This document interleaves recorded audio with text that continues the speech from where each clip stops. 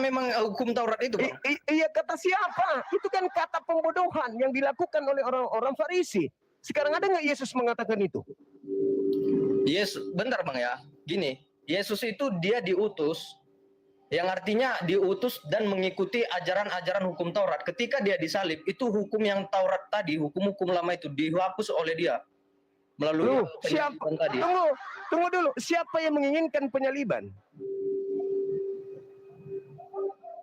Loncat-loncat Bang, jadi nggak ya, Anda memfitnah Yesus dengan mengatakan Yesus di atas salib membatalkan Taurat. Itu fitnah. Ya, betul. Nah, di mana Yesus mengatakan itu bahwa dia datang untuk membatalkan Taurat? Dia malah mengatakan di Matius 5:17, jangan kau menyangka aku datang untuk meniadakan hukum Taurat. Iya, itu garis bawah itu Bang. Jangan kau menyangka aku yang artinya Yesus menghilangkan hukum Taurat ketika dia ada di bumi. Itu garis besarnya. Ya, terus kenapa dihilangkan? Ya, melalui penyaliban itu dia menghapus semua. Kata siapa? Di mana Yesus mengatakan? Di mana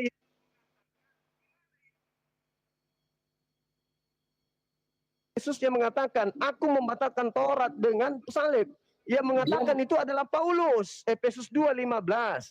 Dengan matinya Yesus di atas tiang salib, Yesus membatalkan hukum Taurat beserta segala ketetapan perintah yang ada di dalamnya. Paulus yang membatalkan, bukan Yesus. Dan sudah aku bilang tadi Bang, abang garis bawahi. Aku datang ke sini bukan untuk membatalkan, yang artinya aku. Nah, pertanyaanku lagi, kalau memang abang harusnya setuju dengan itu, mana Yesus bilang, kalian ikutin itu hukum Taurat? Lalu dia sebut-sebutin. Baca Matius 23, nomor 3. Lalu baca pengakuannya juga. Di dalam pengajarannya dia, Matius 5, nomor 20 sampai nomor 48. Lengkap itu di situ. Matius berapa? Matius berapa? Matius 23.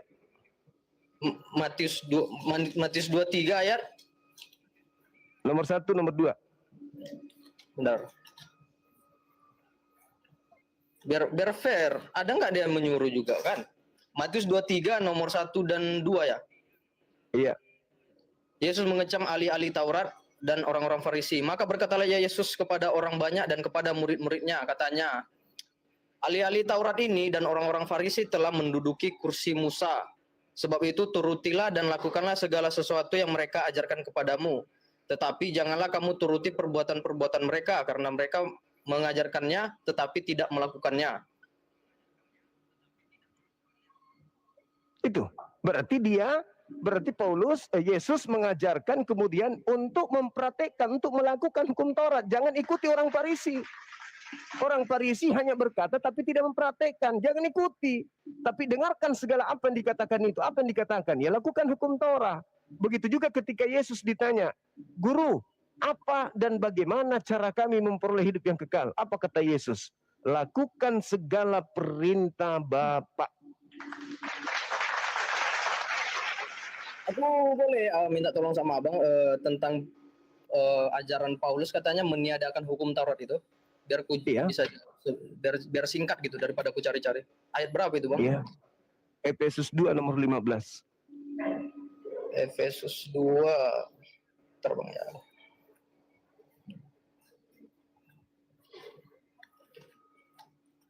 Efesus 2 nomor 15. Biar ada ininya. Efesus 2 nomor 15. Sebab dengan matinya sebagai manusia, ia telah membatalkan hukum Taurat dengan segala perintah dan ketentuannya untuk menciptakan keduanya menjadi satu manusia baru di dalam dirinya, dan dengan itu mengadakan damai sejahtera. Lalu kita kan dia kan sedang bicara kepada orang-orang murid-muridnya dan ahli-ahli Taurat. Ahli-ahli Taurat ini kan bangsa-bangsa Yahudi, Bang.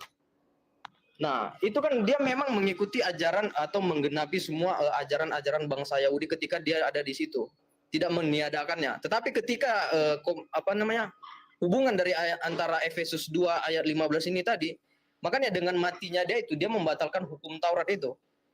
Kata siapa? Paulus kan? Iya.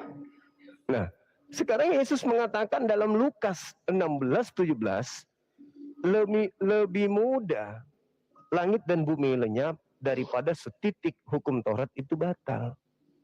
Iya, dia itu maksudnya Bang, dengan cara dia itu membilang kepada dirinya, nggak menghapus atau nggak mengikuti hukum-hukum Taurat atau hukum-hukum Yahudi itu, dia nggak.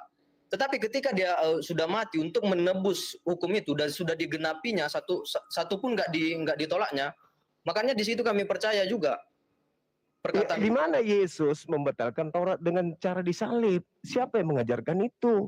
Kan Paulus yang mengajarkan itu, bukan Yesus. Sementara Yesus ajarannya berbeda. Matius 5 nomor 19, barang siapa yang meniadakan hukum Taurat meskipun yang paling terkecil dan mengajarkan kepada orang lain, maka dia akan menempati tempat terhina alias neraka. Barang siapa loh? Tak boleh, kata Yesus.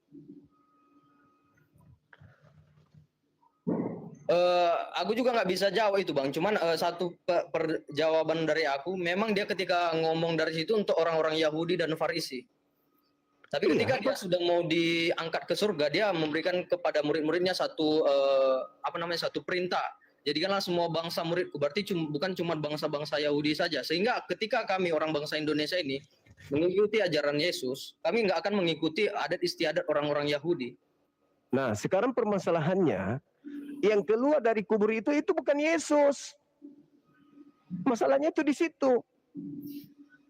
Lalu mana Yesus kalau bukan itu Yesus? Ya, Yesus terangkat ke langit. Sebelum penangkapan, Yesusnya sudah di langit. Waduh. Ya, itu kata Yesus sendiri, bukan kata saya.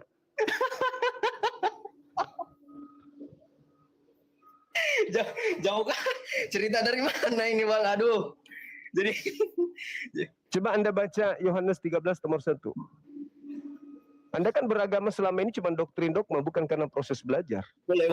Yohanes berapa? 13 nomor 1. Oh, Yohanes 13 ayat 1. Yes. Sementara itu sebelum hari raya Paskah mulai, Yesus telah tahu bahwa saatnya sudah tiba untuk beralih dari dunia ini kepada Bapa. Sama seperti ia senantiasa mengasihi murid-muridnya, demikianlah sekarang ia mengasihi mereka sampai kepada kesudahannya.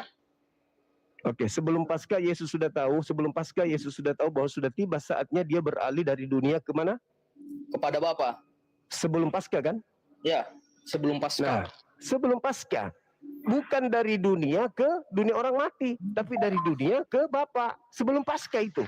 Sudah tiba saatnya Yesus harus ke Bapa sebelum Paskah. Berarti yang keluar dari kubur ini dalam memperingati Paskah kalian ini itu siapa? Coba Anda lihat di dalam Kisah Para Rasul 2. Bentar. Atau Lukas 22. Silakan. Bentar. Ketika dia bilang kayak gitu, sementara itu sebelum hari raya Paskah mulai Yesus dan lain sebagainya. Pokoknya dia bercerita kepada murid-muridnya. Dan ketika itu bagaimana cara murid-muridnya masih tahu itu masih Yesus? Dia di situ kan di Matius 13 tadi itu kan dia membasuh kaki murid-muridnya gitu. Sampai dibilangnya akulah guru dan Tuhan, memang betul perkataanmu. Kalau itu, lalu sampai ada kejadian ketika dia udah bilang di situ, aku akan pergi ke tempat Bapa. Bagaimana? Jadi siapa yang berbicara-bicara sehingga ibunya si Maria pun nggak tahu ini masih Yesus atau enggak? Lah, detik penangkapan disitulah Yesus pergi. Lah. Tadi abang bilang di ayat 13 ini. Sementara itu sebelum hari raya Paskah mulai Yesus telah tahu bahwa saatnya sudah tiba. Bukan iya, kan hari Jumat. Hari Jumat itu kan Yesus terjadi penangkapan. Nah, hari Jumat itulah kemudian Yesus terangkat. Jadi yang disalib bukan Yesus, yang ditangkap bukan Yesus. Mari kita buktikan. Yang ditangkap bukan Yesus. Berani nggak kita buktikan? Boleh. Aku ngakak kali semua. Iya, kamu saudara ini belajar cuma doktrin gereja soalnya. Cerita-cerita yang mana? Coba lagi. Lah, tadi yang Anda pahami Yohanes 13 itu apa? Yesus terangkat ke langit ke Bapa sebelum apa? Dia artinya yang saya pahami di ayat 1 ini, Bang. Artinya dia memang tahu, bukan berarti dia langsung pergi naik ke atas langsung menghilang.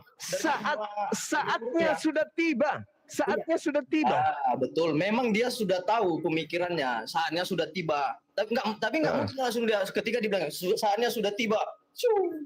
Enggak gitu. Soalnya dia Coba. membasuh kaki murid-muridnya setelah itu. Jadi siapa yang Coba. membasuh kaki murid-muridnya ketika dia Oke. sudah ke Oke. surga? Baik, kita buktikan bahwa yang ditangkap itu bukan Yesus.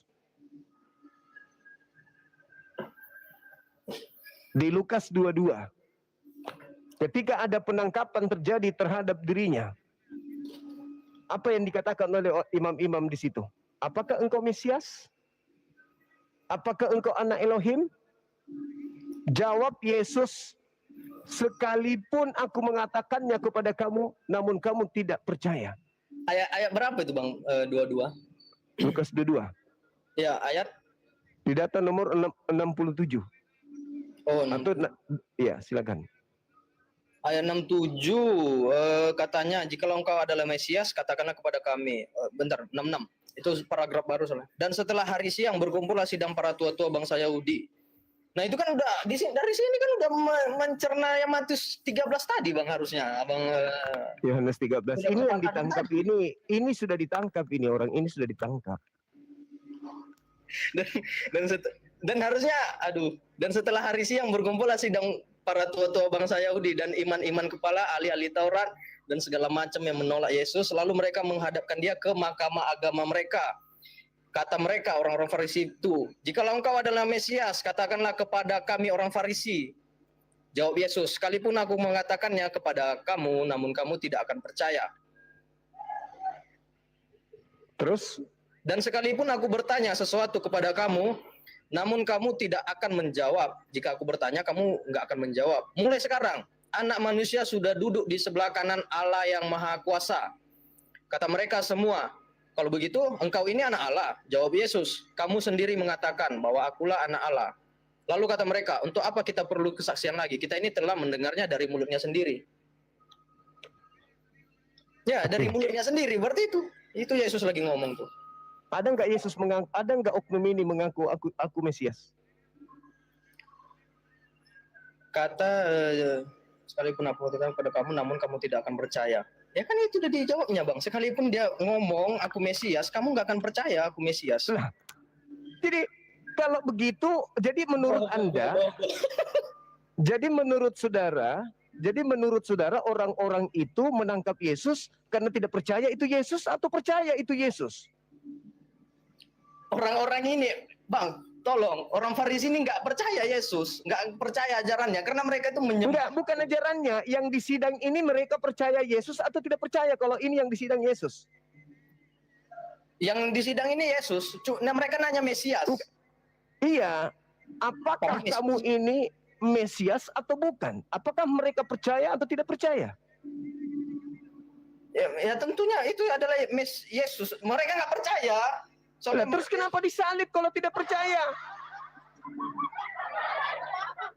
Kalau mereka tidak percaya kalau yang mereka tangkap ini Yesus, kenapa disalib? Justru mereka percaya. Justru mereka percaya bahwa yang mereka tangkap ini adalah Mesias, makanya mereka salib.